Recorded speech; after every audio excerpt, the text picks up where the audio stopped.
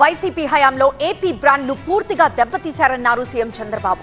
జగన్ పాలనలో పారిశ్రామికవేత్తలు పారిపోయారన్నారు.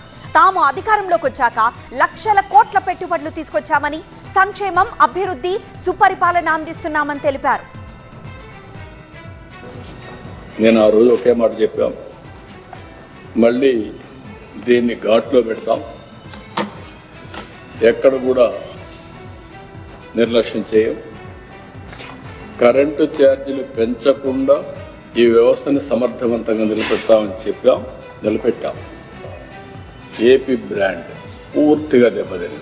Industries పారిపోయినాయి. Industries రావద్దని చెప్పే పరిస్థితికి వచ్చారు. మేము రాము, ఎవరు పోవద్దనే పరిస్థితికి వచ్చారు. ఈరోజు మళ్ళీ బ్రాండ్ని రివైవ్ చేశాం. మొన్నే 13,26,000 కోట్ల రూపాయలు పెట్టుబడులు వచ్చాయి. ఒక విద్యా వ్యవస్థ ఇంగ్లీష్ మీడియం అని పేరు పెట్టి పిల్లల జీవితాలతో ఆడుకుని డ్రాప్ అవుట్స్ వచ్చే పరిస్థితికి వచ్చింది. ఈరోజు మెగా పేటీఎం ఈ కార్యక్రమాలు పెట్టి నెక్స్ట్ లెవెల్కి వెళ్తున్నాం. అంత మునుపు వాటర్ కోసం కొట్లాడేవాళ్ళం కదా, ఇప్పుడు వాటర్ కోసం కొట్లాట ఉందా? సాల్వ్ అయింది కదా.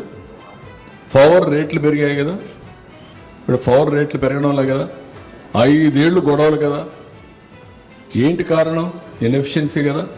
అప్పుడు లేవా అవకాశాలు? ఉన్నాయి.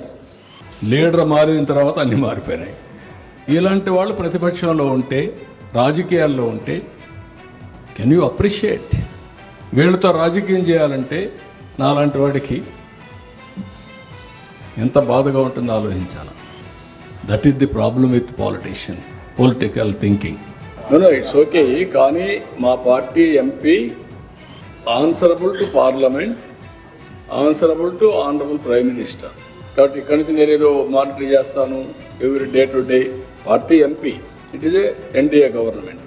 ఇప్పుడు మాకు సత్య ఉంటాడు, ఇక్కడ మంత్రిగా పనిచేస్తారు.